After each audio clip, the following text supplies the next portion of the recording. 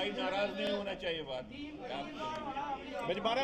मैं धारा 370 को लेके सुप्रीम कोर्ट की जजमेंट आई है, उसके विभिन्न आयामों पे आपके साथ बात करने के लिए हम आज आए हैं।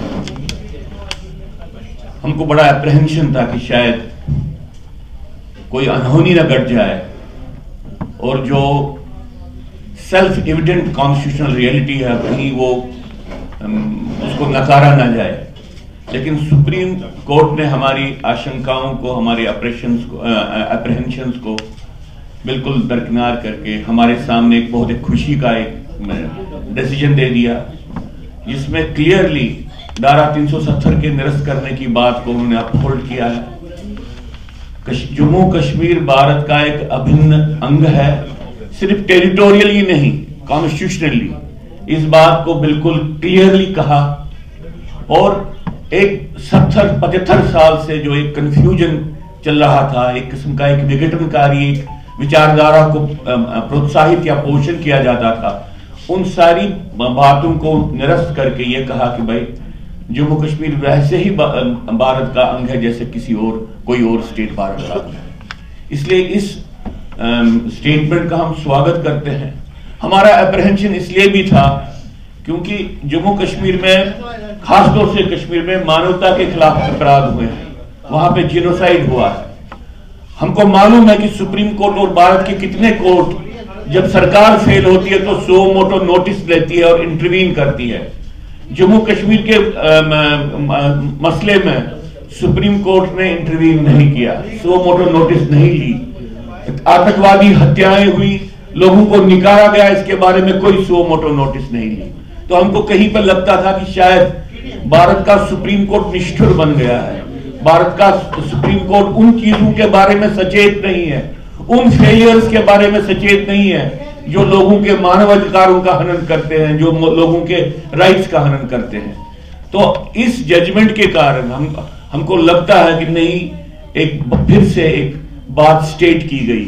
और अब जो लोग इस जजमेंट को लेके खुश नहीं हैं, जो लोग इस जजमेंट के बारे में विभिन्न बातें करते हैं, उनकी विचारधारा के बारे में अब हमको शक होना चाहिए।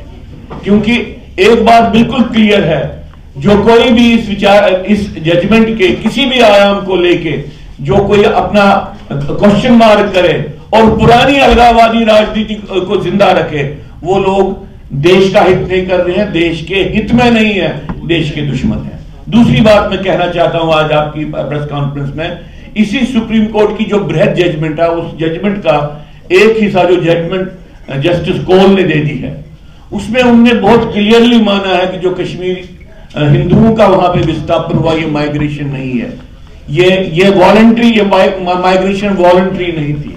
वहां पे थ्रेट था, जिंदगी को, अपनी जान माल को बचाने के लिए लोग वहां से निकले हैं। ये बात सुप्रीम कोर्ट के लिए भी, और ये बात सारी लीगल बॉडीज के लिए, और साथ में ये बात पॉलिटिकल अथॉरिटी के लिए बिल्कुल एक सामने एक स्टेटमेंट है जिसको उन्होंने कंसिडर करना चाहिए। क्योंकि हमको तो अभी भी माइग्रेंट कहा जाता है, ये अभी भी कहा जा रहा था शायद अपनी मर्जी से वहां से बाहर निकला है। इसके बाद हिंदू समाज के साथ जो वहां पे हुआ है, एक जिनोसाइड हुआ है, एक रिलीजियस क्लींजिंग हुई है, इस बात को लेकर किसी को शक नहीं होना चाहिए। और भारत सरकार को अपनी सारी इनहिबिशंस, रिलक्टेंस को छोड़ के कश्मीरी हिंदू समाज के साथ जिनोसाइड हुआ है, इस बात को मानना चाहिए और जिनोसाइड का निराकरण करने के लिए जो करना चाहिए उसके लिए पॉलिसी बनानी चाहिए। उसके ऊपर का क्या कहना है? मुझे किन लोगों ने ये कहा इसके बारे में मुझे नहीं कहना। देखिए, हम चिरंगू साहब, क्या इसके बाद आपकी घर वापसी होगी, वहां से लड़ेंगे आप? मतलब इसीलिए हमने आपको, आपने पहले भी 2 MLC थे लेजिस्लेटिव असेंबली में, हिंदू थे। जब तक ना अपराध के स्वरूप को रिकॉग्नाइज किया गया और उसका निराकरण किया गया, बाकी चीजों का मतलब नहीं है।